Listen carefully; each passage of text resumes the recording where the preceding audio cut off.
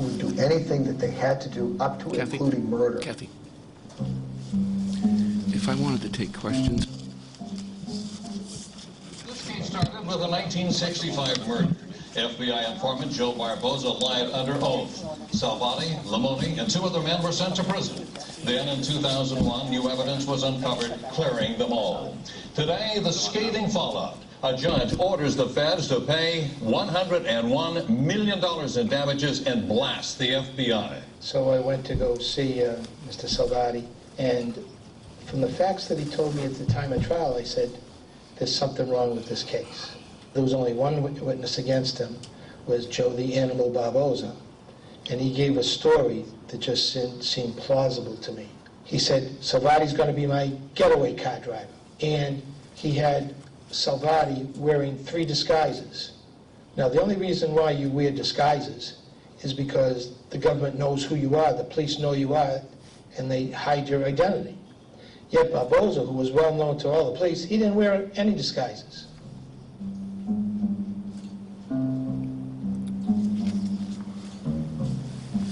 I needed someone in the press to take on this case with me.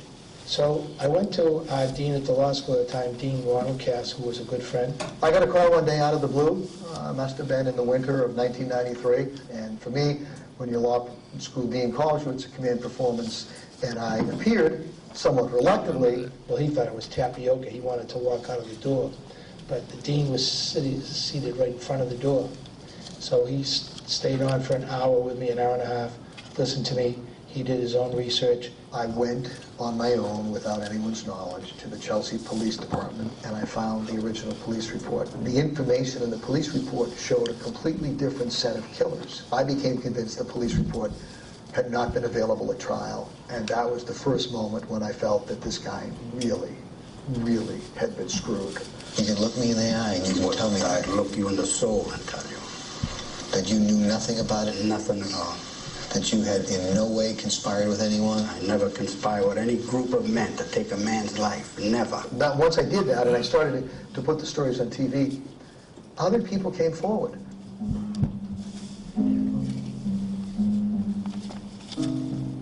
Salvati's longtime lawyer, Victor Garo, walked Salvati out of prison in 1997. After Salvati's life sentence was commuted by then-Governor Bill Weld. I put my reputation, my career on the line, and was proven right. And I think that it is very important for lawyers, if they are being stymied within the legal courtroom, to realize there is a court of public opinion out there in which their case can be discussed.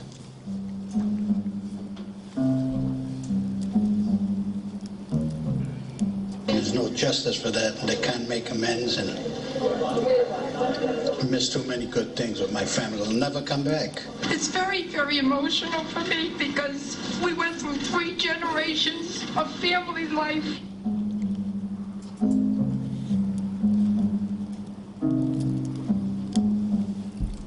All I hope is that it'll be remembered this, that sometimes it takes a lot of courage and a lot of fortitude to go and try to prove someone's innocence. Don't quit. Okay.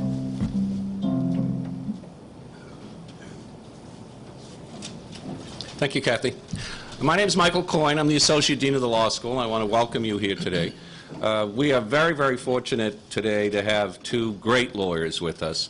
Dan Ray, who is on my far left, and Victor Garo, who is in the middle, as he was probably for most of the last 25 years, as he really fought, as they fought, to obtain justice for someone who, without their voices, never would have likely been released from prison because of gross abuses by members of our own government. When we founded the law school over 23 years ago now, we had hoped to make advocates for those whose voices wouldn't otherwise be heard.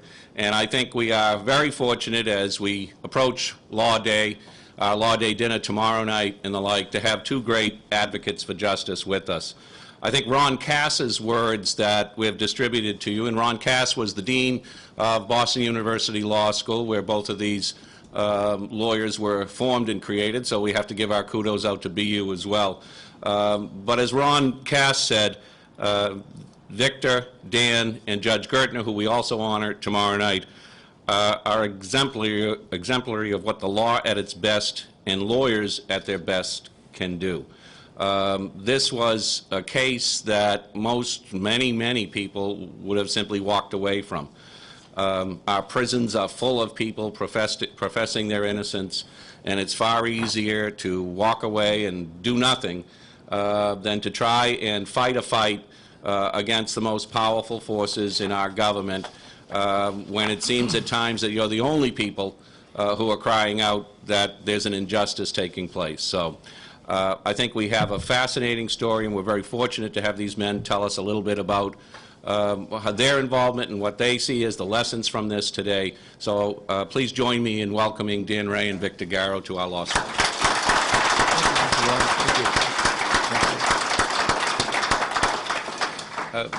And we'll try and provide a little bit of time at the end of each section so that if you have questions as well, that we can follow up on some of it. But we've kept it relatively tight, so we're going to try and keep it moving. And my first question for either of you that want to start with the discussion is, how do you know you're not tilting at windmills? I mean, we get letters all the time from people saying, please take a look at my case, help me with this. We hear of people bringing us stories saying, geez, you really need to look at this, there's something terribly wrong. How is it your instinct? Is it your legal training? What tells you that, well, this story may be real and there may be a real problem that needs to be addressed? How do you separate those problems out? Well, I could tell you how I started in the Salvati case, and it had to do with a client of mine who was doing time in prison. Not unusual. They used to call me Penitentiary Vic, and a lot of my clients would end up in prison. And so one of the DAs one time said to me, why don't you come and work for us, Victor? A lot of your clients are in prison. And I said, we don't pick our clients. A client of mine was doing time in prison, and he gave me a call. And I had just got through representing him in a 7-week trial, and he ended up doing some time in prison. And he called me up and he said, Victor, I have a friend of mine, a friend here, who has been very good to me here in prison, and I'm wondering if you'd come in and talk to him because he doesn't have a lawyer. I had been out on my own at that time about 3 or 4 years. I had been with a firm for 7 years before that.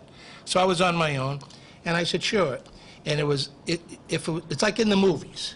It was a dark, dreary, rainy, raw day.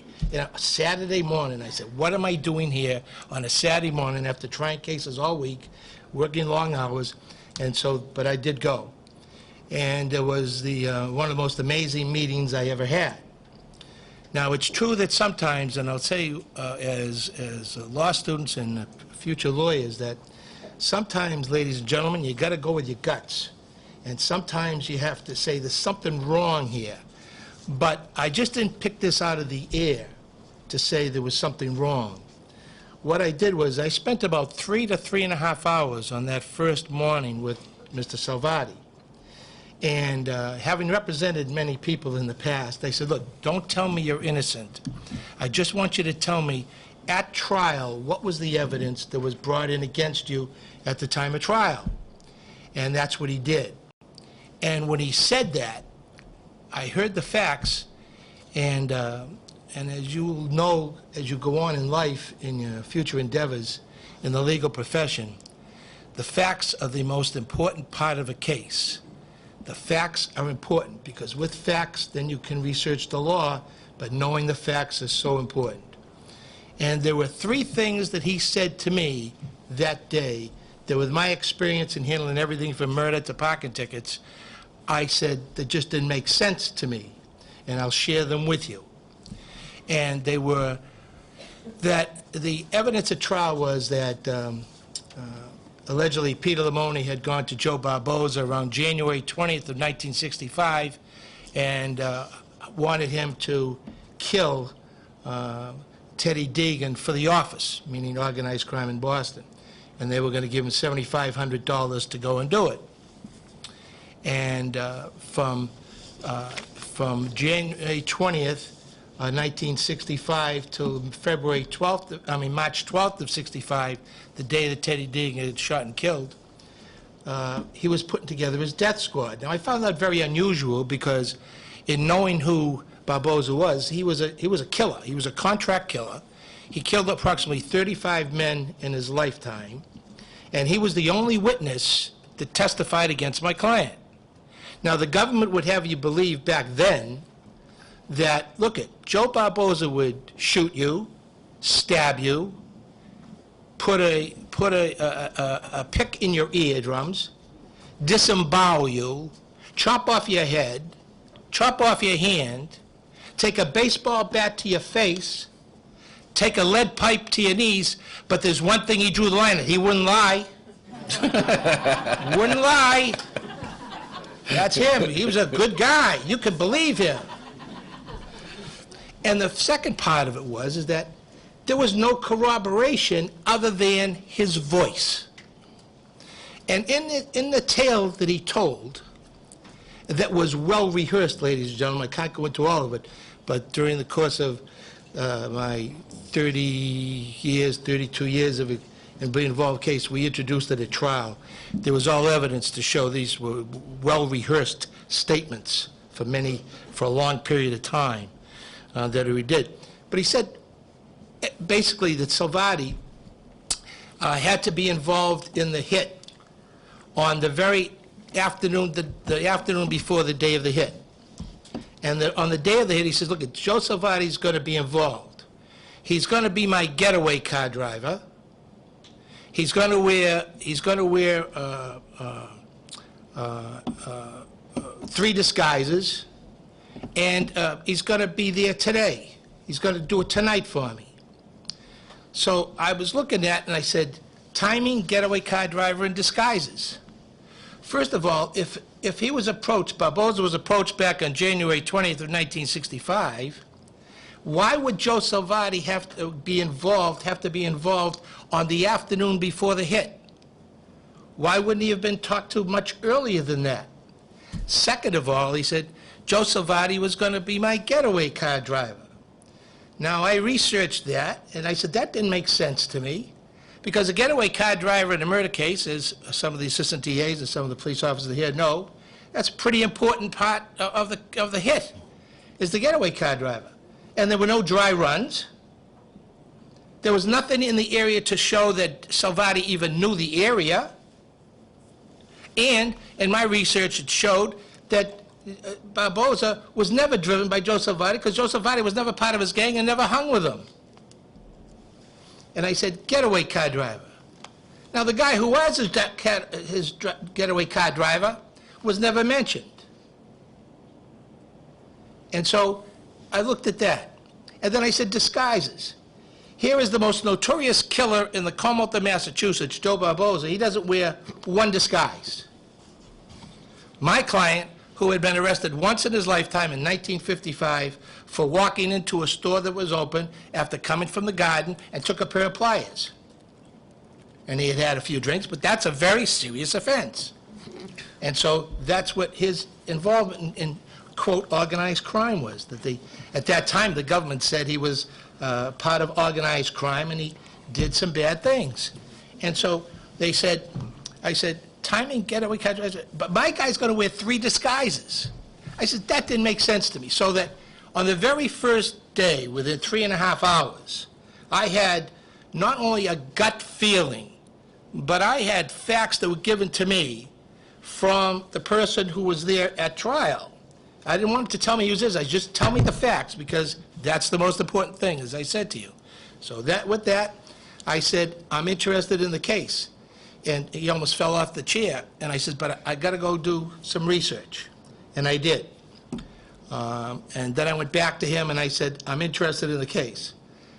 Now, that did not come very easily to say, because most of my friends, professional friends who were criminal defense lawyers, had said to me, are you nuts? You're going to take this case on.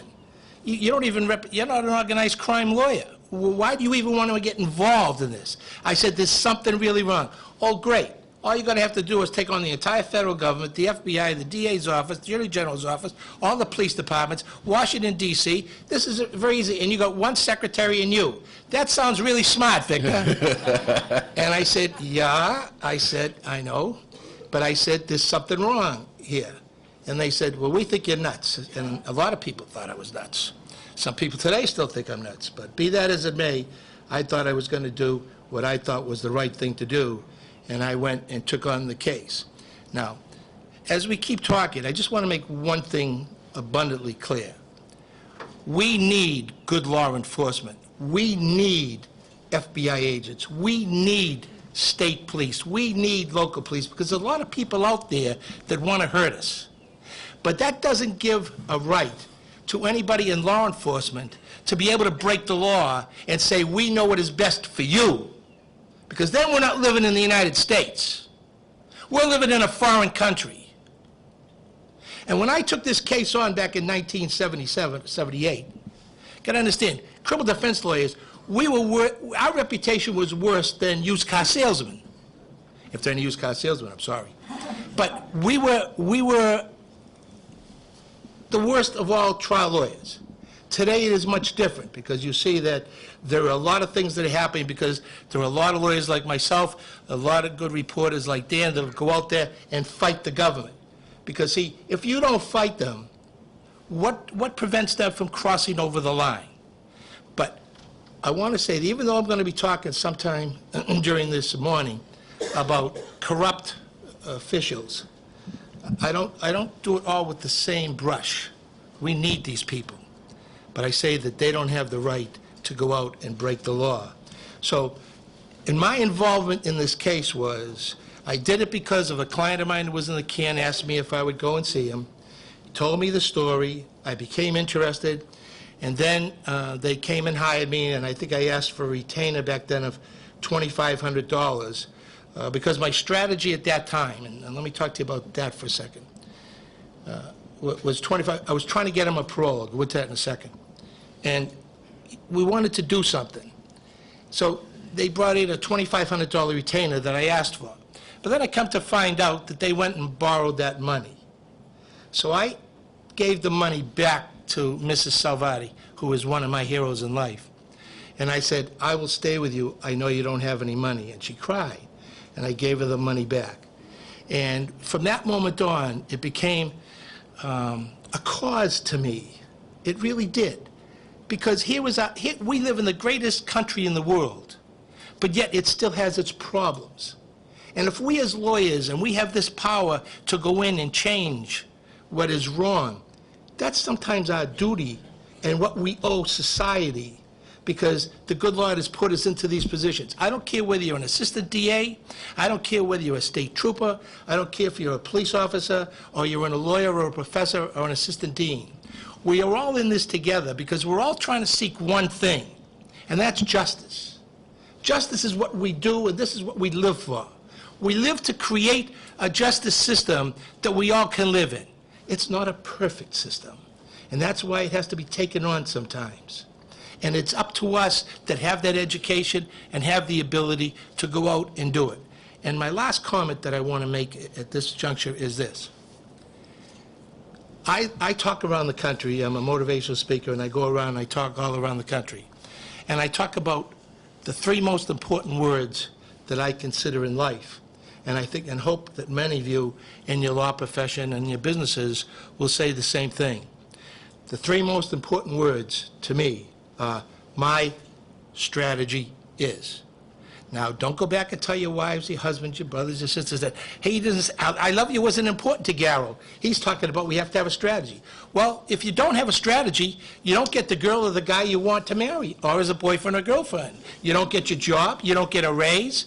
You don't know how to work within the system. And so everything is about a strategy.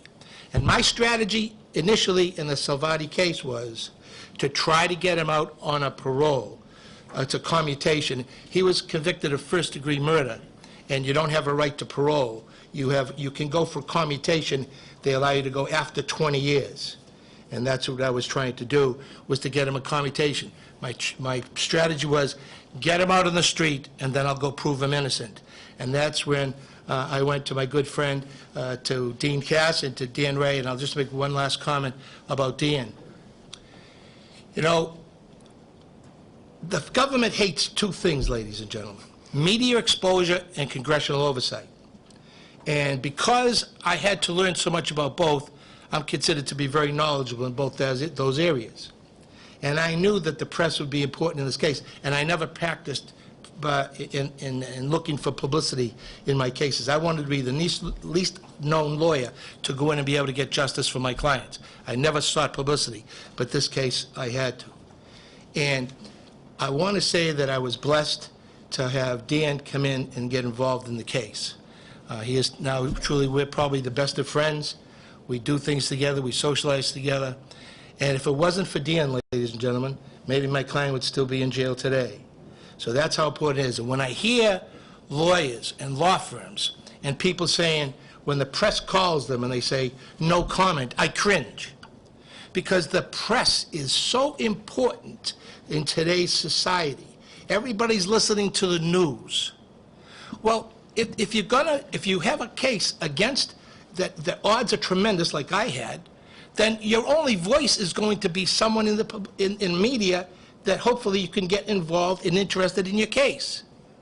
And sometimes when we take on the big corporations, even in civil cases, when I hear the lawyer say, I don't want to make any comment, I say, my God, they're wasting one of the elements that they could really go forward with and go after justice for their clients. So think about on looking at the press, because I was blessed to have one of the finest gentlemen and one of the finest criminal reporters that one person could ever had, and my good friend Dan Ray. Thank you. Thanks, Victor.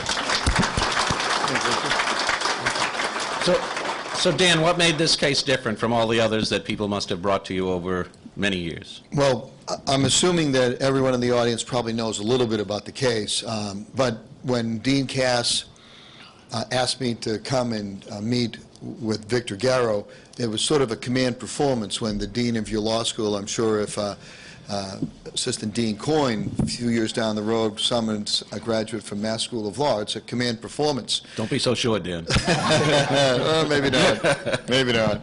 Well, I did. And I was, frankly, pretty skeptical because I've met a lot of people who tell me that they're innocent. And, of course, Victor was telling me that Joe Salvati was innocent. And just the key to it, and by the way, I just want to return the comment that Victor made. I've only been involved in this case since 1993. Victor's been involved since 1997, and without 77. I said I misspoke. 97. It's 1977. So I'm a newcomer to the case relative to Victor, and there never would have been a story if there had not been the lawyer. So in the person of Victor Garo. So it was his crusade that I simply reported on. One of the concerns that I had, I don't know if any of you are familiar with a criminal defendant named Jack Abbott. He was a writer who was convicted for murder in New York, and some of the literati of New York, Norman Mailer and Bill Buckley, amongst others, got involved and advocated for his release from prison. And upon his release from prison, he was a recidivist. He murdered again. So I was very concerned. I approached this with two hats, that of a lawyer and as a reporter. As a lawyer, clearly I would want to get someone out of jail if the proper procedures were not followed by the prosecution and if a shortcut was taken by the prosecution. But as a reporter, I was interested in actual innocence. I was not interested in getting someone out of jail because of a Fourth Amendment violation or something like that. So the key for me, Dean Coyne, was this police report, which I hold in my hand. And any of you who have studied the case will know that in major crimes in Massachusetts, they call it by a different name in different police departments. In Boston, it's called the 1-1 report. In other communities, that has a different name. But what it is a narrative that is generally prepared by the police department on the night of the major crime. So, for example, this police report began the first paragraph very simply. On March 12, 1965, I received a call from the station that a man had been shot and was in the alley in the rear of the Lincoln National Bank. I received this call at 11:15 p.m. So the report goes on for 3 pages. And when Victor gave me this copy of the report, I didn't know if it was a bona fide document. I knew it was, it purported to be a bona fide document, and it wasn't that I didn't trust Victor, but I needed to, as a reporter, be persuaded that the document that I had in my hand that he gave me was valid. And the reason I was concerned about the validity of the document was that after having met with Victor and after having read over transcripts, it became apparent to me that there was a paragraph in this report that, for all intents and purposes, proved the innocence of Joe Salvati. And the paragraph in the report, the police report that night, details an informant calling the Chelsea Police Department on the night of the murder, March 12, 1965, and the informant telling the Chelsea Police Department that a group of men had left the Ebb Tide Lounge about 9 o'clock at night, and that they had returned a couple of hours later saying, "We nailed him," and it identified a totally different group of men than had stood trial. And I knew that any defense lawyer worth his or her salt would have been able to use this police report to contradict the testimony of Joe Barboza, who Victor mentioned to you, because it would have been very easy to say to Barboza, well, was Ronald Casesso with you that night? Was Vincent Fleming? Was Frank Imbuglia? The bottom line was what Barboza had done was he indeed had coordinated and orchestrated this murder in 1965, but when the FBI came to him in 1967 and made him the first member of the Federal Witness Protection Program. The Federal Witness Protection Program was created in 1970, so he really was more than the first member. He was the pro forma model for the first member. We found out later on that the FBI said to him, look, if you put these two people into the murder, and specifically Peter Lamoni and Henry Cimelio, you can put two people that you want to be convicted of this murder, and it turned out to be Joe Salvati and a man named Louis Greco, and you can take out 4 members of your group. So basically he was just taking 4 out, putting 4 in. In order to determine the legitimacy of this report, the validity of the report, I did go to Chelsea Police Headquarters on my own, doing what reporters do, and met with a police lieutenant there who was a friend of mine, and I asked him, this is before I put anything on television, I asked him, how long do you keep murder cases in the Chelsea Police Station? Now, I know that you have the courtroom from Chelsea District Court here, which is a beautiful mahogany courtroom. Chelsea Police Station was not beautiful, and it's no mahogany, okay? It was a dump, and he said, well, it's somewhere up in the attic. How far back do you go? And again, I'm meeting with him in 1993. I said, well, 65. You know, that's almost 30 years ago. He says, I said, well, look, I want to find out if this is a bona fide document. I said, give me a call in a couple of days if you find anything. I no sooner had returned to the station that afternoon, and the phone rang, and it was him telling me, I found the original police report. I said, you couldn't have found the original police report. I'm sure it was destroyed. He said, come on back to the station house. He had gone upstairs, opened up the file, and you know, if you've seen any of my reporting on it, you see the pictures of the body of Deegan sprawled in the alley. There were all the photographs from that night, which we took videotape of, which allowed us to present the story more dramatically on television. But most importantly, there was the original copy of the police report. Now, I don't know where Victor got this copy. That's the one thing that he has never told me, and he has every right to hold that, but and I could care less where he got this copy, but I knew it was a bona fide copy. I knew it was a bona fide copy because it was printed on the stationery of the then police chief. It was a perfect match for this. The bottom line is that the Chelsea Police Department solved the crime that night because an informant had called a police officer by the name of Captain Renfro and told him, hey, this group, I'm going to read the one paragraph that's important. I received information from Captain Renfro that an informant of his had contacted him and told him that Roy French, had received the telephone call at the Ebb Tide at 9 p.m. on 3/12/65, the night of the murder, and after a short conversation, he had left the cafe with the following men: Joseph Barboza, Ronald Casesso, who was involved in the murder, Vincent Fleming, who was involved in the murder, Francis Imbuglia, who was involved in the murder, Romeo Martin, who was involved, Nicky Femia, who was involved, and a man by the name of Freddie, who's about 40 years old and said to be a strong arm. They are said to have returned at about 11 o'clock, and Martin was alleged to have said to French, we nailed him. That convinced me that there was some bad things going on in the Chelsea Police Department in those days. Anyway, make a long story short, armed with this now legitimate document and knowing that any defense lawyer worth his or her salt would have been able to have impugned the credibility of Barboza on the witness stand if they had access to this information, and realizing that in the transcript of the trial there was no reference to this police report, I knew this police report had been temporarily lost. As it turned out very quickly, I needed just a little bit more information to be absolutely sure of Salvati's innocence, or at least to be absolutely sure he'd been screwed. So the fellow who had eventually become the #2 person in the Boston Police Department, a guy named John Doyle, who I had known for 20 years. Doyle had been the head of homicide, and he had worked hand in glove with FBI agents Rico and Condon on this case, because back in those days in 1965 to 68, murder was not a federal crime. It was a state prosecution under all circumstances. And the FBI agents had brought all of this to Doyle on a silver platter.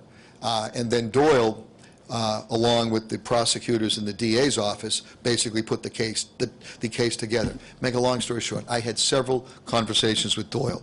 Doyle was, as I say at one point, a friend and a source. And I started off, I'll make it real quick, and asking him why there was no police report available in the transcript of the trial.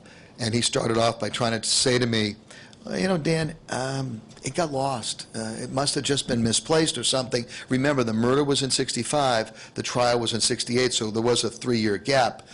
And I kept pressing him on it, and he kept saying to me initially, you know, Dan, you're a really smart guy. You're a good reporter. Why are you interested in this case? This case has been looked at by reporters for 20 years, and no one has ever been able to disprove the conviction of these men. The conversations went on for several weeks.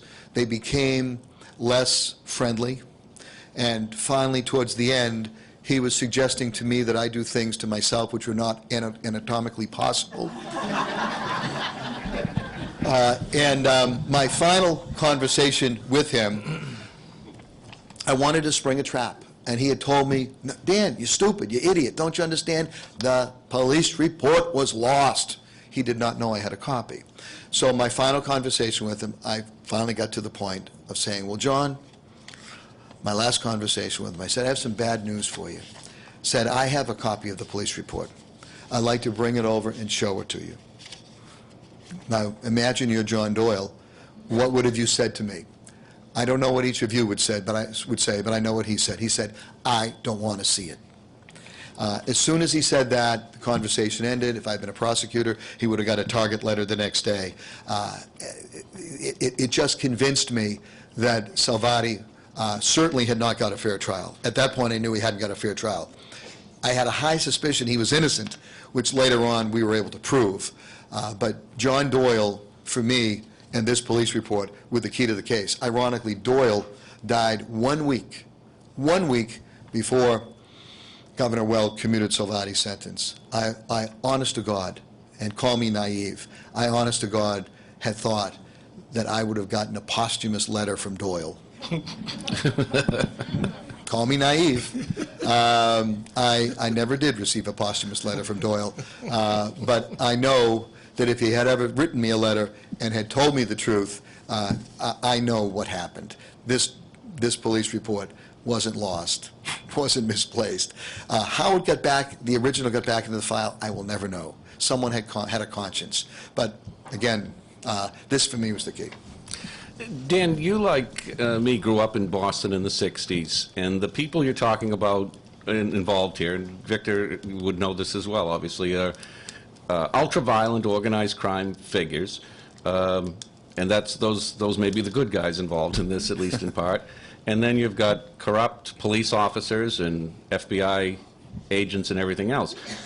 To what extent did your personal safety become an issue in this? Because it would seem to me that it's not just a situation that legally one worries about, but you must have been gravely worried about your and your family's safety at various times through the course of this. When I first started this case in 1977 or 78, that's also one of the things that my friends had said. You know, you're going into some serious problems.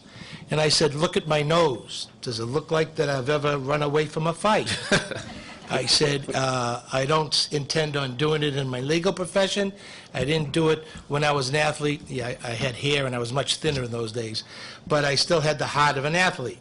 And I said, and ladies and gentlemen, let me just say one thing, because we have police officers and assistant DAs here that put their lives on the line every single day, which I deeply respect. But let me tell you one thing in life. You cannot be afraid of going after and bringing out the truth. Now, that doesn't mean you have to be stupid. But, you know, if you can't take the heat, get out of the kitchen. And these are type of cases like this that are helping your children, your great-grandchildren, and your friends and your neighbors. Because it's people like myself and Dan that will fight the government. Now, if I have to be worried about my safety because I'm going after the truth, so be it. Because we have a duty, and we have a greater duty, a duty to bring out the truth. Because if we don't find the truth, there is no justice. You know, it's so important that you can't be afraid of what you're going to go after and see. Our police officers every day go out there, put their lives on the line. FBI agents, they don't know what's going to come around the corner. And that's what they get paid for. But they do it because that's their job. And there's no fear there. If you're going to be a criminal defense lawyer, if you're going to be a lawyer, whether it's civil or whatever you're doing, there will come times when you say, gee whiz, this could be a little dangerous. We can't run away from that, ladies and gentlemen. It's part of what we do. And you just can't be stupid. And so that's something I never was. In this case about where I went, what I did, who I associated with, and never went out at 2 o'clock in the morning to meet someone at a warehouse on the waterfront. So there are things that I would suggest to you that common sense would tell you what to do. And you know, think of it like this. Sometimes the people who we represent don't have much money or any assets, like family that I had, the Salvatis. I used to meet with them starting in the middle 80s. I used to meet with the family every 4 months, approximately. His wife, the wife, and the children.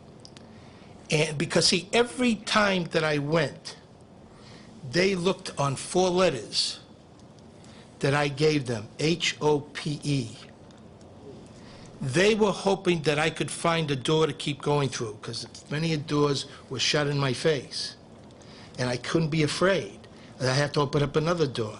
Because when I met with them, it all made it worthwhile, because I knew, and they used to cry sometimes and say they'd missed their dad and missed their home life, and they did have, and they had none. And so I met with them for years, meeting them on about every 4 months period of time, you know. And on January 30th of 2001, all the charges were dropped against my client, and that was a wonderful day for Dan, myself, and the family. More importantly, the family. And that was the first day since he got arrested on October 25th of 1967 that he was really a free person. After the courtroom drama was over, the press came and they spoke to Mr. Salvati. I let them speak for one of the first times to answer questions, and it was very heart-provoking. And then they came to me, the press, and they said, Victor, this has got to be the happiest day of your life, because everything that you've been fighting for all these years has now borne fruit and is true, that Joe Salvati was really an innocent person. This has got to make you the happiest guy in the world. No, ladies and gentlemen, I categorically say to you, it was the saddest day of my life. And the reason for that is this. It meant that the government stole intentionally intentionally stole 30 years of my client's life. They stole 30 years of his wife's life. They stole 30 years of his children's lives that they could never bring back together again. No matter how much money that I got him, and no matter what he could do the rest of his life, he couldn't bring back those days. And when I said that to the press, it was like they were astonished. They put down their cameras, the things, and they clapped. And I said, this is not for TV, folks. And it never was on. And I'm just saying is that sometimes we can't look at being fearful, because what the good that we can do outweighs anything or any danger perceived that we go through. And in this business, we can't be afraid of anything. Thank you. The only concern that I had, I wasn't particularly concerned, maybe I should have been, but I wasn't particularly concerned about my physical safety. The concern that I had was that I had identified Vincent Flemmi. What happened was Barboza had taken Vincent Flemmi out of the crime and had inserted Salvati. And basically what Barboza did was he had to keep straight in his mind who was who. So I had to identify Vinnie Flemmi, who was Stevie Flemmi's brother. Vinnie, who once beheaded a guy in a bar in Boston, was called the Bear. He was dead, thank God. He had died of a heroin overdose in prison in October of 1979. But his brother, Stephen, who you may have heard of, the rifleman, was still out and about, as was his cohort, Whitey Bulger, who I'm sure you've also heard of. So I was putting Flemmi's name on TV as early as March of 1993, a little less than 2 years before Flemmi and Bulger were finally arrested by the FBI. I wasn't concerned about Bulger or Flemmi. I had had dinner with Bulger one night in the 1980s. I knew him through some mutual friends. As Dean Coyne mentioned, we grew up in Boston. It's a small town. I assumed at that point that Whitey was simply a leg breaker and some form of a loan shark. No one knew at that time what he was really involved in. But when I put Flemmi's name on TV, I wasn't concerned about Whitey or Stevie. I really wasn't, because they're professionals. They wouldn't be stupid enough to do something to a TV reporter.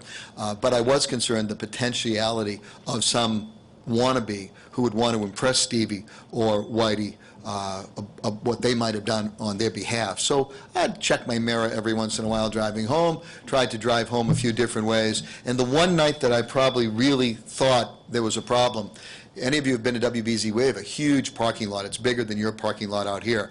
And about 2 weeks after I put the story on TV, I was about halfway from, and I left late that night, about 1 in the morning, after the 11 o'clock news, and I was about halfway between the building and my car, sort of in a no man's land. And all of a sudden I saw a set of lights come up on the, lights of a car come up on the other side of the parking lot and start to come toward me.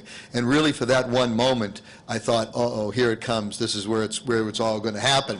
And I was looking around for anything to throw through the windshield of this car. And I really was. And I remember having that thought in my mind and looking down and looking for some piece of concrete or asphalt or something. As it turned out, after a few seconds, my heart stopped racing because the car veered off and turned away and left the parking lot. In retrospect, I realized that probably was one of our salespeople having a late night meeting with one of the members of the secretarial staff. So I really had nothing to worry about. But for that, just for a moment or so, for a fleeting moment, I said, this is it. And by the way, that was way before we had the security we have it. In the wake of 9/11, you can't even get into Channel 4 anymore without passes. In those days, it was very open. But yeah, that was the only concern. There were other concerns I had about my job and whether the station was going to fire me on a couple of points. We'll get into that later. Victor, you must have some personal stories with respect to similar type of issues or highlights. I'd like to talk. See, the government doesn't want me to talk about what I'm going to talk about because it's personal. It has to do with my clients and the family and myself and why we do things. And, you know, when I talk around the country, I recently spoke to about 600 lawyers out in Chicago. Not one of them ever heard about the corruption at the FBI office in Boston. I was out in Arizona, out at their law school, talking about the case. No one in Arizona had ever heard about it, never knew about any problems with the FBI in Boston. I was down in Florida speaking, and they didn't hear anything about Boston. I was out in Chicago, as I said, heard nothing about it. I was out in California. They didn't know anything about this.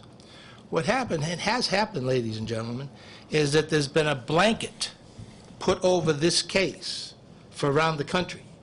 When I go and talk to law schools, lawyers, businesses, businessmen, and I talk about this, they're all aghast. They said, well, how come we've never heard about this? Well, that's what happens sometimes when the media become conglomerates and there's 4 or 5 people that run 80 to 90% of all the media outlets in the country. And one would say, gee whiz, isn't that antitrust? Well, I leave that to you as lawyers for the future as to whether or not that's good, bad, or indifferent. Now, Victor, leave Rupert Murdoch out of this, would you please? Yes, sir, I will. As I said, I used to go and visit the Salvati family at their small little apartment. And this one time I was there, and I was talking to Marie Salvati. And I noticed, and have been noticing various times I come there, that I would see a card sitting on top of the TV. So I said this one time, I said, Marie, I always notice there's a card on top of the TV. She says, yes. I said, could you tell me what that is? She says, well, my husband, every Thursday from prison, has sent me and does send me a love card. I said, can I go and look at that card? Sure. Can I open it up? Yes. And inside was some personal statements. And I said, Marie, I said, how long has this been happening? She says, almost from when he went to prison. And I said,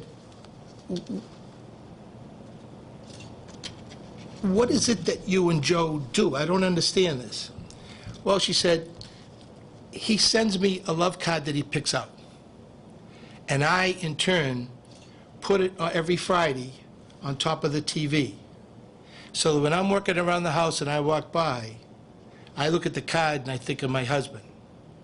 And that's how for decades they kept their love life, of what it was, together, and their true love for each other was through these cards. And in it, Joe would write various statements, and they've allowed me to have a couple of these cards. And it says, one of this, and it says, when I'm alone, my every thought is of you and how much I love you. Hi, Miss Marie. I'm never alone. I have you and the kids in my mind always. Love and miss you. And then there was another card that says, until we're together. And at Christmas time was always the following statement in every single one of the cards he sent at holiday time. He says, Marie, the true meaning of the Christmas season is revealed in your smile, your touch, your love. Merry Christmas, I love you. And then in his own words, have a Merry Christmas. Next year, maybe we'll be together. Love, Joe. Because, see, every month, every day, every year, every decade, it was always, maybe this will be our year, and maybe we'll be together. And she said to me that day that I brought these out, and she said, you know, Victor, she says, sometimes I believe that my life I've lived in a shoebox. Because what she did and has done, she kept every one of those cards, and she kept them in shoeboxes, tied with ribbons, and she kept them in her apartment for all those years, because that was her life with her husband. They couldn't break that fervent feeling they had of love for each other. And through that, you know, the government knew that my client was innocent. When I was on 60 Minutes with them, they were a little confused on the facts, and they said, Victor, it's a very hard case to really get hold of. And I said, well, I can tell you the whole case in 4 sentences. And they said, are you serious? I said, absolutely. I said, the government hid the evidence. They knew my client was innocent. They sought and looked for the death penalty through the state courts, and they did everything they could to keep him in prison because dead men tell no tales. Everything starts in those 4 categories. Everything that I did. And when I was on 60 Minutes, we went through these many times.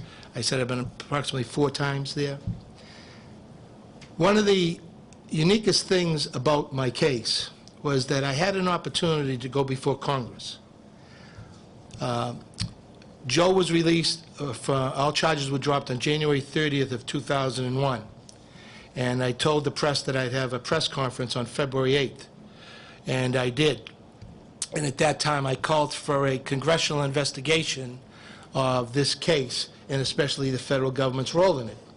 And I have heard from friends on the inside that everybody was laughing at me once again in the federal government, and they said, yeah, he'll get a congressional investigation. And on May 3rd, there was a congressional investigation, and I testified before it. And there were about 13 to 14 hearings that were held, and I went to every single one, and I testified in the first one. Now, remember what I said, the government dislikes 2 things, media exposure and congressional oversight. And we went before the House Government Reform Committee, which is probably the most powerful, one of the most powerful committees on the Hill. And I went before them. And it is very difficult, as you will find in your careers, that to overturn cases, especially criminal cases, especially first-degree murder cases. Government does not like to overturn cases. The judges don't like to overturn cases. So that's one of the problems you have right off the bat. Victor, can we just talk about the procedure that you did, in fact, employ just a little bit? I mean, you said you were originally hired for his parole, but it went well beyond that as you advanced the case, correct? Well, yes. We filed, I was looking for a commutation. So in the 80s, I filed for commutation after commutation. And finally, I got a commutation hearing, obtained one in August of 1989. I was supposed to have one in 1986, but the FBI called up the parole board and said my client was going to get indicted on some charges. And the parole board said, Victor, we can't give you a hearing if he's going to get indicted. And I said, it's not true. He's not getting indicted on anything. So that was more false information that the government put out to keep him in prison? That is correct. So they didn't, because when you obtain a commutation hearing, it's usually 95 to 5% you're going to get out and released, because they don't play with the psyche of the inmates at that time. Mm-hmm. And they did not want my man getting out. So they did everything they could to prevent it. In '89, then I went before the parole board to seek a commutation. I had a copy of the Chelsea police report. I received a copy of that Chelsea police report about 3 weeks before the hearing. And I have never disclosed, nor will I ever disclose, how I obtained a copy of that police report. But that changed the whole case, like Dan said. When I made my presentation to the parole board, and then I showed them the copy of the Chelsea police report, they were in shock. Now, this led to me to the hardest decision I probably ever had to make as a defense lawyer.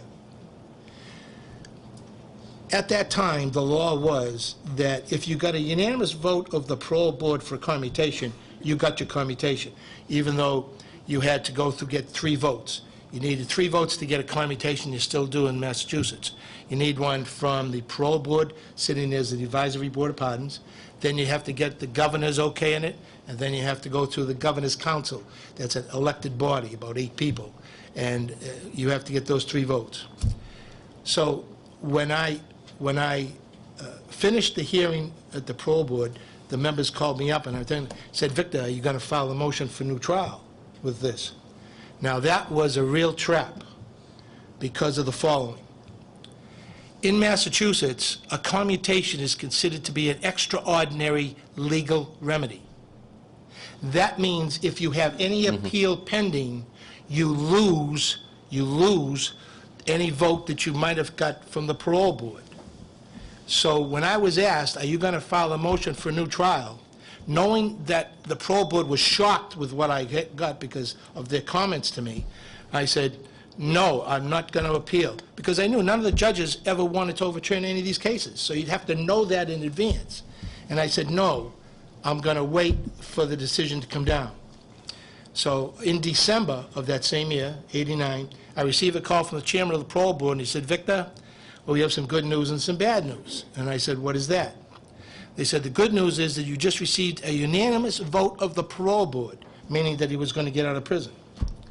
But the bad news is the governor's office said they don't want to receive this until the last month that they're in tenure. So I go back to my client and speak to his family and himself, and that was going to be approximately about a year and a half. And I said to my client, I said, and to his family, look, we have a unanimous vote. If I file an appeal, we're going to lose that unanimous vote. We've got one in our hand. I said, I don't think we should appeal. But I said, you're the one that's got to stay in prison another year and a half. You, the family, have got to be able to put up with this for another year and a half. I said, what do you wish to do? And they all said, no, we agree with you. We'll get denied again. Go for the commutation. Then at that time, found out that it was never given to that governor's office, and that it was not given to Governor Weld until he was about 2 years or 2.5 years into his term. So approximately 3.5 years had gone by before it ever got to the governor's desk. All during that period of time, I said, if we file a motion for new trial, we lose our unanimous vote. And I said, I don't think we should do that. And now I'm responsible for him doing 3.5 more years in prison, the family not doing. But I said, we have the vote. And I said, that's going to be helpful to us. Then on, never forget it, January 20th of 1993, Governor Weld denied my client's commutation. Remember, he needs 3 votes. We only had 1. The governor denied his commutation because of his long and involved criminal record. 1 criminal conviction back in 1955 for a misdemeanor. It was a felony, I think. Misdemeanor was under $500. And so that when that happened, that's when I knew I had to get the press involved in the case. But that decision of me waiting during that period of time then proved out to be the correct decision, because Governor Weld, after the good reporting of Dan and I finding witnesses and Dan putting it on TV, he said to Dan, I'll let Dan talk about that, but he then voted for the commutation. And if I had taken back if I had filed my appeal, we'd have lost that. He acted on the unanimous vote originally from the original parole board, and we got out on March 20th of 1997. So maybe Dan would like to talk about what happened with him and the governor. Well, there's a lot of ground to cover there. I think Victor kind of set up the framework. What had happened was that when Governor Weld denied the commutation based not only upon Joe's theoretical extensive criminal record, also the seriousness of the crime. Well, the crime was murder. We all figured that out. I don't think Bill Weld, and I know Bill very well, probably he simply signed the letter. So I then, when Victor put me together with Ron Cass, and I went through, as I said, the research that I felt I had to do, reading the transcript, getting a copy of the police report, becoming convinced that Joe Salvati had not gotten a fair trial. I then put on a series of TV reports throughout 1993, beginning on March 17th, 1993. The problem was that we were looking for the then Suffolk County District Attorney, a guy named Ralph Martin, to join Victor and file together a motion for a new trial, which, when the prosecution and the defense lawyer files for a new trial, basically tells the judge that there's a problem with this case. So my job was to convince Ralph Martin initially to join Victor's motion, which Victor had filed, a motion for a new trial, which was this was, so Weld had said no, based upon, I'm sure, someone telling someone in Weld's office to say no. I mean, I don't think Weld did any investigation of the case at all. As a matter of fact, at one point, Bill said to me, "Why don't you write me a brief on it?" I said, "With all due respect, Governor, I'm not your lawyer. I'm the reporter on the case." Anyway, throughout the summer of '93, on into the fall of '93, we developed new witnesses. I won't bore you with all of those stories. As the morning goes on, it might be interesting to hear how a couple of the witnesses came forward, because it does show, I think, the role that the media plays. But the point that I wanted to make was that Victor had a motion for a new trial in front of a judge, Judge Robert Banks, it was December or early January of '93, '94. Right. And Judge Banks denied the motion for a new trial, which of course was based upon, the motion for a new trial was based upon the police report as a newly discovered evidence. That was procedurally what was the reason for the request for a new trial. So Banks basically says, no, this is not newly discovered evidence. Well, it certainly was. The prosecutor in the case had told Victor and me on the record, "I never saw this. If I had seen this, I never would have prosecuted the case." All the defense lawyers told me on the record, on camera, "We never saw this. If we had this police report, of course we would have cross-examined Barboza about the people who were named in the police report." But Judge Banks, being the keen legal scholar that he was, he did not quite understand that, and so he summarily dismissed the motion for a new trial, denied it, I should say. What I then was placed in the situation where I had to go to a news conference that the district attorney was going to hold, celebrating, doing a victory lap, if you will, on Judge Banks' astute legal decision that this was not newly discovered evidence. Now, just to put it in a little bit of perspective, as I went to this news conference, I'm reading the decision as quickly as I can. I get to the news conference, and it was one of the most bizarre experiences I ever had in my life as a reporter, because as I listened to Ralph Martin, who was the DA at the time, talk about how justice had been done and how everything had gone according, and that it had proven that he was right, that he opposed the motion for a new trial. He was there with his assistant district attorney, a guy named Bob McKenna, who eventually was given a judgeship. He was the keeper of the flame. He made sure for 20-odd years that this case was never overturned. So, having read real quickly Banks's decision, it was fraught with inconsistencies and factual assumptions that were just untrue, as often is the case in decisions that are written decisions filed by district court judges. I started to ask Martin some questions, and I was basically saying, well, on page 6, the judge said this, that's not true, and it was based upon that misunderstanding that he concluded this. So Martin becomes very uncomfortable, and he says, well, I don't have all the answers, but certainly Assistant District Attorney McKenna does. And McKenna didn't have the answers. He fought a tougher fight because he knew the case better than Martin. The next day, Ralph Martin, who was the DA of Suffolk County, wrote this letter to my boss, okay? And I'd like to read you just a little bit. He talks about this news conference, and he says, however, during the press conference, Channel 4 News reporter Dan Ray became combative and confrontational for asking questions, obviously. His argumentative questions repeatedly focused on conjecture and surmise, and included allegations that were both contrary to the record and rejected by the most recent court decision.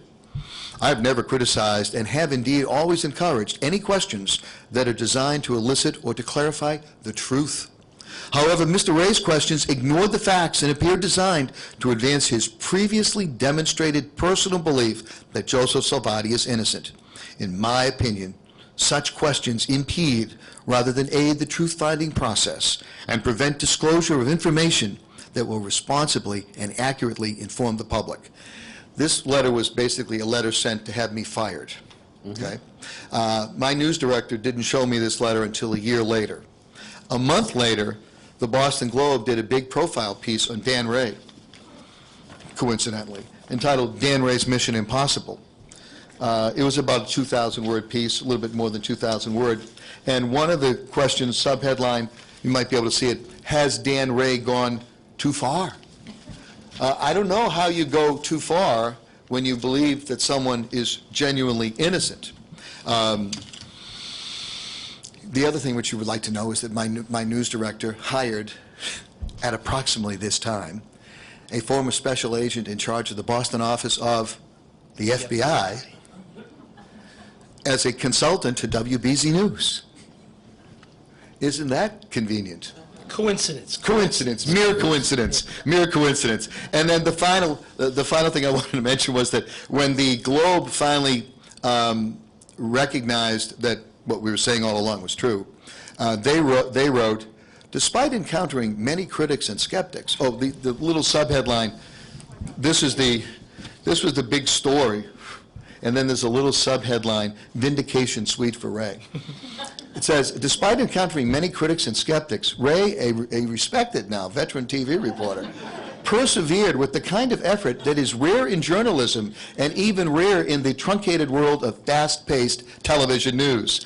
It goes on to say, known for his conservative leanings, Ray says the episode caused me to rethink my personal view on the death penalty. I'd be much more selective in its use. For now, though, he is enjoying the fruits of his long labors. So at least the Globe did sort of acknowledge. The bottom line was that the system was rigged against this guy. It was rigged with a stupid judge. It was rigged with a state Supreme Court that wrote an abysmal decision. I hope all of you get a chance to read that decision at some point. And it also, I never really had, other than the car with the lights in the parking lot, a concern about my safety. But little did I know what was going on behind the scenes. Easily, I could have lost my job over this. And if I had lost my job over this, I wonder what message that would have sent to other reporters. It would have sent a very strong message to other reporters. I'd like to make one say. I had said earlier that it's very difficult to overturn murder cases, very difficult to overturn criminal cases, because the judiciary doesn't like to do it. Well, in Dan's statement of the Superior Court judge's decision, Judge Banks, who denied my motion for new trial, I'd just like to read you just one or two sentences and then tell you what he said. Because I want to ask anybody if anybody thinks that what is said was said. It said, he said, I received information from Captain Renfrew that an informant of his had contacted him and told him that French had received a telephone call at the Ebbtide restaurant at 9 p.m. on March 12th. And after a short conversation, he had left the cafe with the following men: Barboza, Casesso, Fleming, and Bruglia, Mickey Martin, Femia, and a guy named Freddie, who was about 40 years old and said to be a strong arm. This is the sentence. They are said to have returned at about 11 p.m., and Martin was alleged to have said to French, "We nailed him." Now, does anybody think that we were talking about carpenters? The judge in his decision said, quote, "We nailed him" is ambiguous, and we don't know what that paragraph meant. I think that says it all. It sure does. Let's talk a little bit. So now we've got he's released from prison, and now we've got another huge hurdle that we decide to undertake, which is to sue the federal government, despite a lot of law that would indicate that you're again tilting at windmills. But you get a very courageous federal judge involved as well. Yeah, we do. And so tell me about the civil suit that follows for all his years of incarceration. About year 2003, I started a lawsuit, civil lawsuit against the federal government, and it's under the Federal Tort Claims Act. Now, that in itself is a very unique piece of, I have to be careful of my words, statute, because I researched it, as I do everything that I've done in my career. I research things very, very thoroughly. And because, ladies and gentlemen, as you become lawyers, knowledge is power. When you have the knowledge, no one's going to take advantage of you. You make sure that you have that knowledge. So I did a complete investigation of the Federal Tort Claims Act.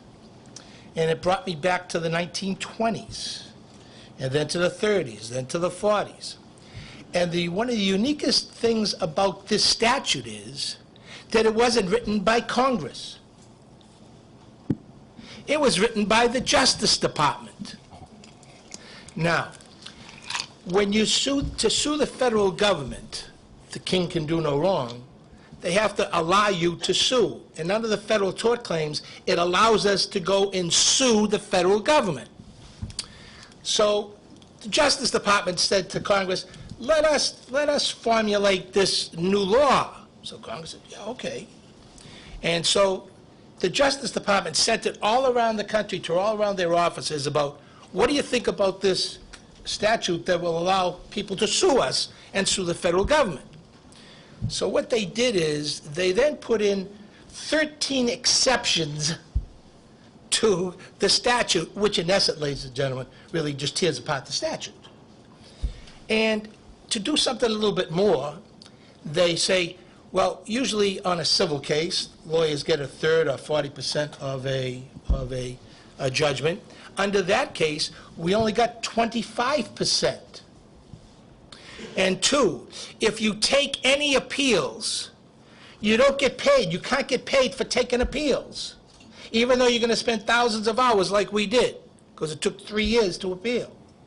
You can't get any money for that. And if your client should give you any additional monies in the future, over and above the 25%, that is a federal felony criminal offense, and you're going to jail. Gee, nice statute. They have it all different ways going.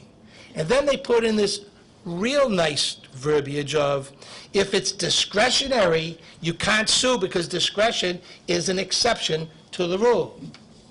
So when you bring a case like this, you have to dance through the tulips, and you got to be able to put the things in their proper perspectives, which we did. And we did dance through the tulips. And we had a wonderful judge, Judge Nancy Gerdner, who, thank God, is a judge that treats people in her courtroom, whether it's the government or the defense, in civil or criminal, with respect and dignity. And that's all that we ever can ask for in life. All we want is a judge listening to us and not have preconceived notions of innocence or guilt or where liability attaches itself. And that's what we got in this judge. And we got involved for years in the civil case. We went to trial in 2006. It was a 4-month trial. It ended in February 27th of 2006. And then we received a decision. And the decision was for all 4 plaintiffs, $101.75 million. It was the largest award in the history of the United States and the world for a false imprisonment, which is, I always talk about, that's a misnomer. This was intentional imprisonment. Mm-hmm. There was nothing about negligence. It was intentional. And to show you that, and that it was intentional, if I could take some words from Judge Gertner's decision,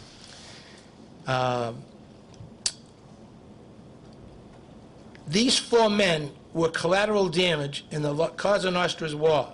To the FBI, the plaintiffs' lives and those of their families just did not matter. This case is about intentional misconduct, subornation of perjury, conspiracy, and the framing of innocent men. The FBI's conduct was intentional, it was outrageous, it caused plaintiffs immeasurable and unbearable pain, and the FBI must be held accountable. And listen to this sentence. The entire FBI hierarchy was implicated in supporting Barbosa's perjury. Think of that sentence. The entire hierarchy. That means the guys in the suits in Washington, D.C.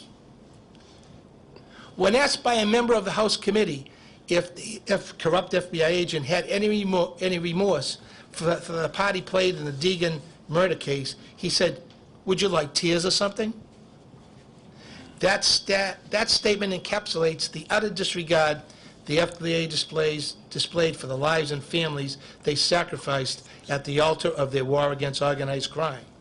The FBI was responsible for the framing of 4 innocent men. They suborned perjury and was suppressed exculpatory evidence at trial and thereafter for the next 30 years. It was a very, very tough case, but a very unusual case. And some of the professors and the deans that are here, I believe it's the only case that I ever tried where not only did the government not put on one witness, but we used all their hidden documents to prove our case. Think of that. We used all of their statements and all of the documents that we obtained as the basis for our lawsuit. And they didn't put up one witness. So it was a major war. After the break, I'll tell you what a war it really was, and about how you handle harassment by the government when you succeed against them. And I'll talk about that in the next section. Now, with a trial court verdict, did the government actually pay the judgment, or did they continue to appeal and fight? Excellent question. We obtained a decision in July of 2007. The government appealed to the First Circuit Court of Appeals. That took about a year and a half worth of work, which we couldn't bill a penny on, and we did it, and the Court of Appeals came down with a verdict on our behalf. The government still wasn't happy. They then re-appealed to the First Circuit Court of Appeals because they wanted to keep extending the time out, hoping that the two living men would die. And they keep pushing it out. The appeals court summarily denied that appeal. Then they took their next appeal to the Supreme Court of the United States through the Solicitor General's office. In the United States, the Solicitor General represents the federal government in cases before the Supreme Court of the United States. We found out on the very last day, April 30th of last year, that the government the Solicitor General denied the federal FBI from going forward to the Supreme Court on the case. And what happened was, I had some inside information that they did not appeal early in the morning. And I said to all the other firms, don't call any press, don't do anything. I don't trust them. Mm-hmm. We sat on it. I stayed in my office till about 5 minutes of 6 that night because I was still concerned that they would go and do something reprehensible. But it did not happen. Later that month, 2 months, 3 months went by. They made some mistakes on calculations of interest. I figured that. Yeah, a few mistakes, and only to the tune about like $8 million, $10 million. And so the final judgment ended up approximately, with all interest involved, about $115 million, which is the largest award ever in the history of the United States and the world for an intentional imprisonment of an innocent man. I just want to add one thing to what Victor said. The Solicitor General requested a 60-day extension. The original deadline was March 1st, and the Solicitor General's office, this was to decide whether or not they were going to seek certiorari at the court. As I'm sure most of you know, certiorari is the procedure whereby the Supreme Court decides whether or not they'll take cases. And generally about 2% of the cases that are filed with the U.S. Supreme Court are ever actually heard. The justices basically say, we're not interested in 98% of the cases. However, when the case involves the Solicitor General, meaning representing the United States of America, the acceptance rate is about 70%, much better odds. And once the Solicitor General's office asked for a 60-day extension in late February of 2010, meaning a year ago, of course, I became convinced, well, they're going to obviously appeal, because why would they ask for an extension?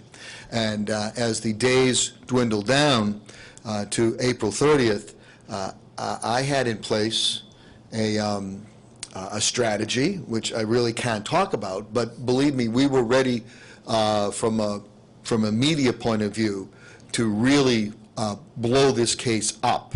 And I'm tempted to tell you how, but I really can't. But believe me, we had a contingency plan in place which would have brought the absurdity of this case to the attention of the Supreme Court justices if they accepted it on certiorari. And as Victor mentioned, on Friday, April 30th, he received word early in the morning that they indeed were not going to go forward. The U.S. Justice Department never gave Victor or any of the other lawyers a courtesy of a phone call or a letter or anything. They just let the clock wind down and go past 5 o'clock. The Solicitor General of the United States on April 30th, who made this decision, ultimately was a woman named Elena Kagan, who maybe you've heard of. When that decision was made that day, or that lack of decision was made that day, I became very convinced that within a few days she would be nominated as a justice to the United States Supreme Court. I'm convinced that the first break that Victor Garo and Joe Salvati got in this case politically, because politics runs right through this case. Believe me, it's just not the law, folks. Politics runs through this case very deeply as well, and that was the first break, because I do not believe that a prospective Justice Kagan wanted this case still hanging over her head. At least that's my opinion. Yep, that would make a lot of sense, Dan. Just a little background. Before we take a brief break, I had promised that we would have some questions if the audience has some questions for either Victor or Dan. Anyone have a question that they would like to pose? Sure, stand up, please. Okay, the question is what happened to Joe Barboza? Yeah. He died in an industrial accident. Are any of you prospective tort lawyers here? He was machine gunned to death on the streets of San Francisco. That was his industrial accident. What happened to Barboza, real quickly, because I did a lot of work on this, it's a good story. He was placed in the Federal Witness Protection Program. He was given a new identity. His name was Joseph Bentley. He worked as a chef on a cruise ship out of Santa Rosa, California. While he was in Santa Rosa, California, as a member of the Federal Witness Protection Program, he met another couple who he wanted to do some criminal business with. The short version is that they didn't need his assistance, but Barboza, being a very honest man in most cases, showed them his old newspaper clips and said, I'm not Joe Bentley, the chef, I'm Joe Barboza, and if you don't let me into this deal, I'll kill you. And he was a man who was good to his word, and on the weekend of July 4th, 1970, he shot and killed a man named Clay Wilson in front of Clay Wilson's wife, Dee Wilson, and his date for that night, a woman named Paula Ramos. It's very bizarre. He leaves California and like a homing pigeon comes back to Massachusetts. He is arrested in New Bedford, which is his hometown, felon in the possession of a gun, do not collect $200. He goes right to jail. He's incarcerated at Walpole. He spills his guts to a cellmate named Bill Garraway, tells Garraway exactly what happened. Garraway then writes this information to his lawyer, a fellow by the name of Steve Duke, who was a law professor at Yale, who played a role in this case, which we might get into later. Bottom line is, Garraway ratted Barboza out, and Barboza is brought back to Santa Rosa, California, to face the trial for the murder of Clay Wilson, facing the electric chair. Guess who showed up at his trial unannounced as character witnesses? Anyone want to guess? Some of you might know. FBI agents Paul Rico, Dennis Condon, and the head of the U.S. Strike Force here in Boston, Edward Harrington, who eventually became a federal judge. Victor and I have talked to the lawyers, the prosecutors, and the defense lawyers in that case, and they said we had no idea. We had this street hood who had killed somebody. He was going to go to the chair, and all of a sudden the FBI shows up and said, he did great work in Boston. He put some bad people in jail, like Joe Salvati. True story. The prosecutor said, we might lose this case. They accepted a plea agreement of murder of the second degree. Barboza was sentenced, how about this for a sentence? 5 years to life. A lot of discretion there. He served 3 years in a federal farm in Montana. He was paroled, again with the help of the FBI, in 1975. He was released to the streets of San Francisco, and the FBI tipped off the mafia back in Boston where Barboza was living. So a guy from the mafia in Boston went and administered the industrial accident to Barboza in the streets of San Francisco. In February of 1976, the FBI thought at that point, this case is really closed. That's what happened to Joe Barboza. For those of you that like the movie Departed, this story is far more colorful. Yes. The question is who's going to play Dan and Victor in the movie, I guess. Brad Pitt for me. Victor wanted to say something first, then we'll take another question. No. Oh. Why was Salvati made? Why did Barboza pick him? Good question. Good question. Question is why Salvati versus anyone else? Joe Salvati had borrowed money from a loan shark who was a friend of his and a friend of the North End for many years. And Joe had borrowed $200. Then the loan shark sold his business to Joe Barboza. So then It was a merger. It was a merger. And so Joe originally wanted to borrow another $200 from the same guy, but he says, no, you got to do it from Joe Barboza. And so Barboza came and met with Salvati, and he says, sure, I'll give you the $200. I hope you don't pay me. I'd like to take a baseball bat to your head. And so Salvati said, really? So then the story that Dan just went through, Barboza came back to Massachusetts, found in possession of a gun, and he was placed in prison on violation of conditions. And for him to get out, he had to raise $90,000 in bail money. So what Barboza did was, Barboza sent his partners and part of his gang out into the street to collect money because he was a loan shark. And they said, go out on the street and get this money so that I can get bail. Lending officers. Yes, Right. lending It's officers. lending officers. And so the two of Barboza's partners came to see Joe Salvati, and Salvati owed them $400. Now, he had paid him over $1,000 in VIG interest, and so they came to him and they said, Joe, Barboza needs the money. Can you give us the $400? He said, guys, I don't have $400. That's why I borrowed the $200. He said, look, I just barely making expenses, but he says, I have a civil suit pending. We should be settling hopefully in 3 to 6 months. I'll give you the money from then.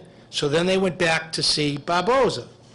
And Barboza, let's see, I got to be careful of the words I use selectively. Barboza tell him, go get the money. So they went back to Joe with a baseball bat.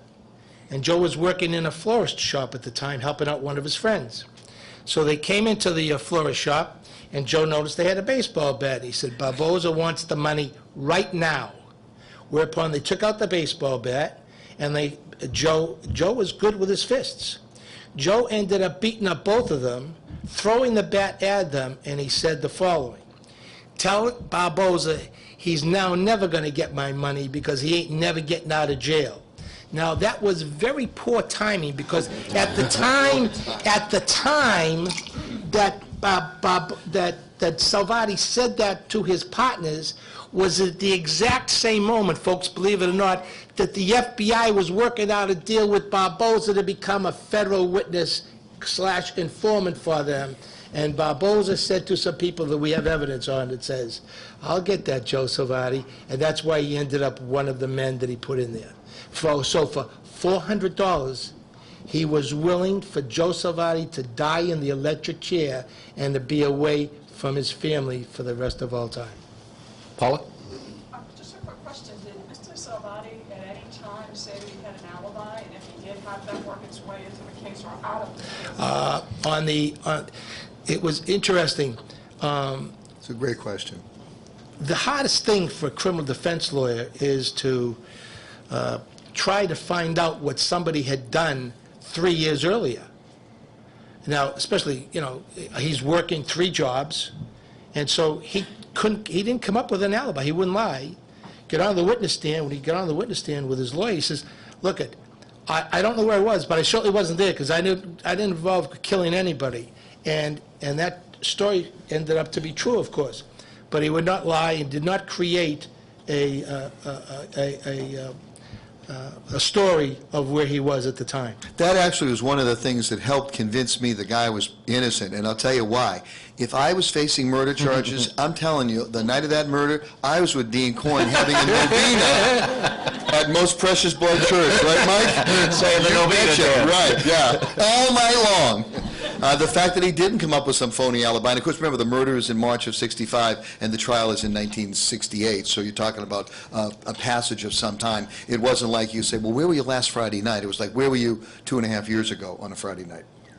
That reminds me of a different story, and I'll tell it later on. Okay. What was the government's incentive to protect Barboza? What was the government's incentive to protect Barboza? Okay. What it was, it all boiled down to this. It was more important for the FBI to protect their murderous informants than it was for them to protect innocent men who had families that were innocent. This was all about government protection of Stephen Fleming and other informants who were informing on the mafia, but were allowed to do anything they wanted, including murder, to keep putting evidence because they had a war against organized crime, La Cosa Nostra here in Boston, and they wanted to break it at any cost.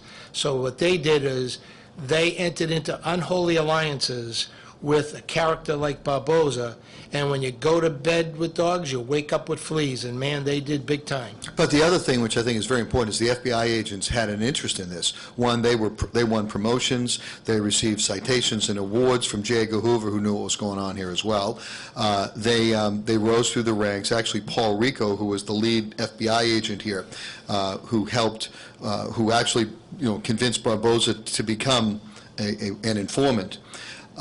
He and Barboza, because of the names, you might think Barboza and Rico were both Italian.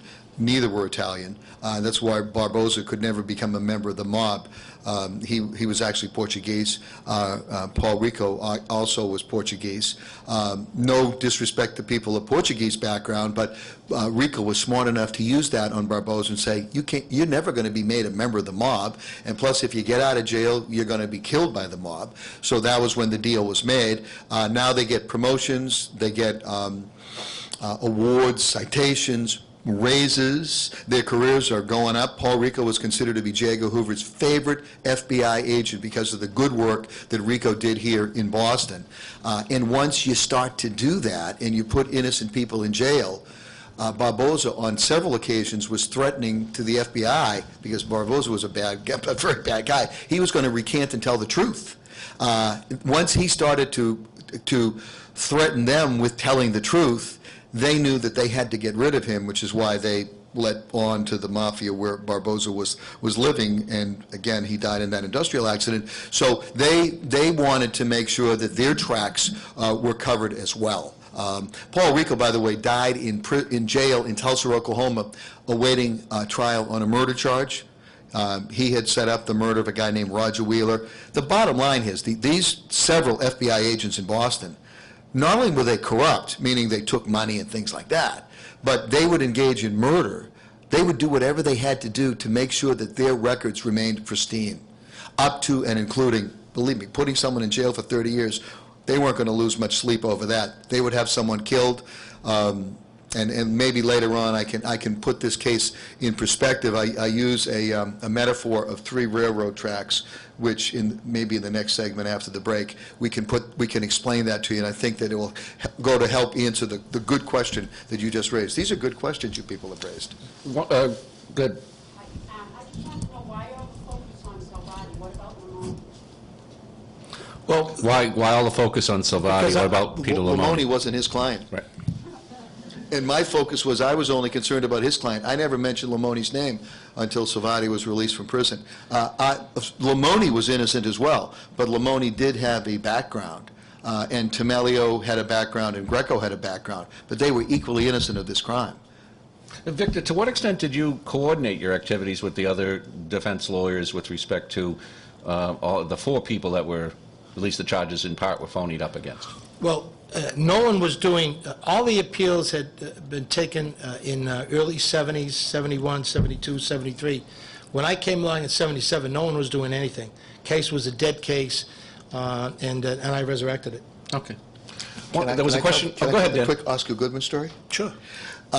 Victor and I, from 1993 right up till 1997, were convinced that if Joe Salvati, not only a man innocent of this crime, but someone with no significant criminal background, could not get out of jail, then no one else could get out of jail. And we basically were, Victor was representing only Salvati, and I was working with Victor as a reporter, covering Victor was doing as a reporter.